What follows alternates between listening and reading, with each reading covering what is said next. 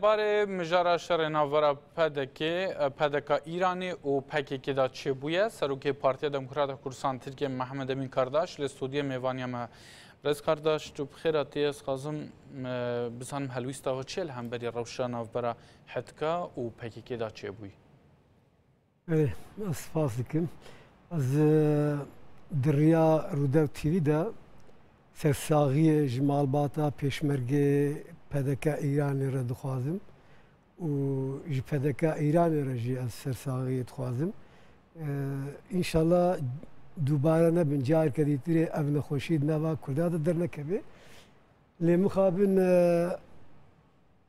ام جیوکا هر کردی به شر نابخویی دا عاجز بین ام ناخوازن شر نابخویی چه بین لی مخابن جد شر داگرکاری بهتر ام زیان جناب خود بین ج متسیا ما جناب جبراکوجیا ناب خواه گرک ام رند نوانا و براستی ام وی کاری نکه خوشن و ام بتندیر رخ ندکن گرک از چهره بناد ناب کرد. بله بنارینات چما چه بویه چل پشت وی مسئله هیا؟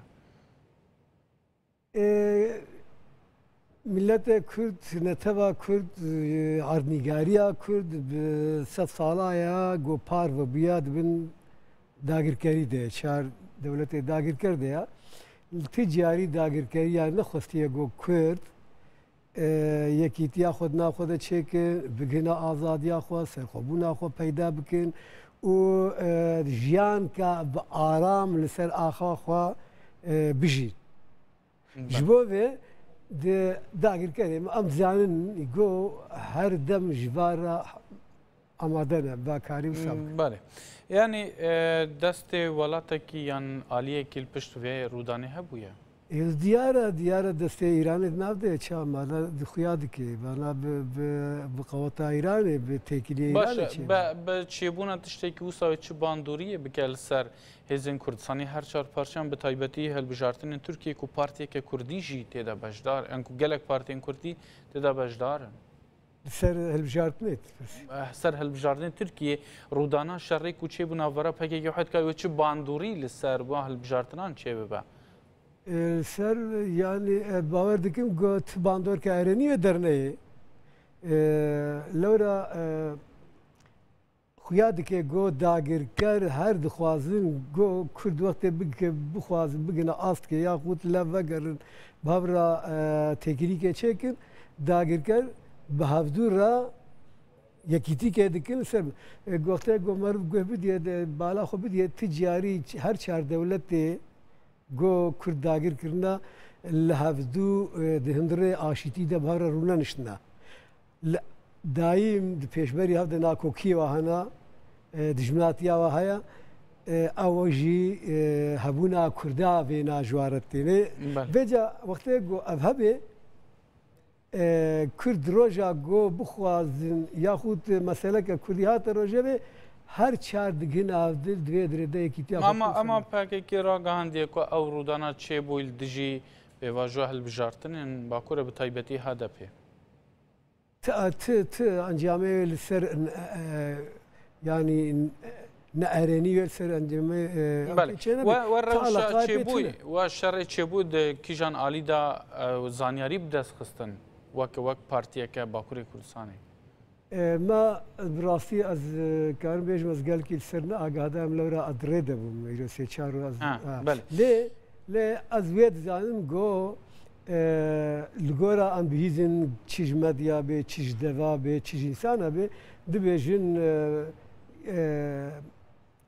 ایران اوانا پیکانی بهاور پکک ایران بله روشا البجارتنان چابره و شل ترکیه و باکو لترکیه روشا البجارتنا هر کس خباتا خود که لی اما که پارت دموکراتی کردستان ترکیه ما گلک شولپینیه اما علاقه پینا که لورا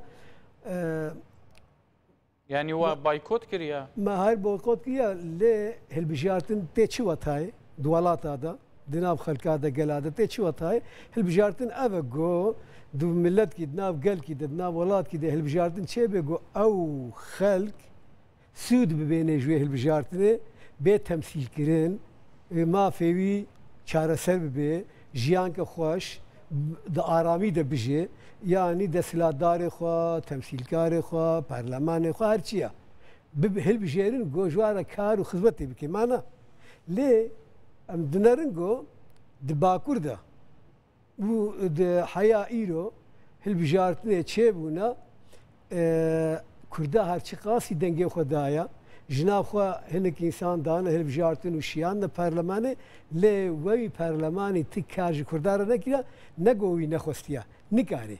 Yani partiya mesela HDP nikare tiştekî ji Kurdan re bike?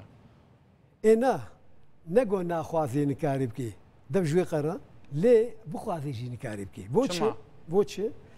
Lewra evam bizanin got ev çend di dewre sê dewre sê dewre got BDP ew qabîle ew hêz di Perlemana Tirkiyeyê de li gora xwe Xwedê giravî Kurda temsîl dike mal. Lê em dinerin got di va dema de yek carê bi kêrî Kurda nehatiye. Çima?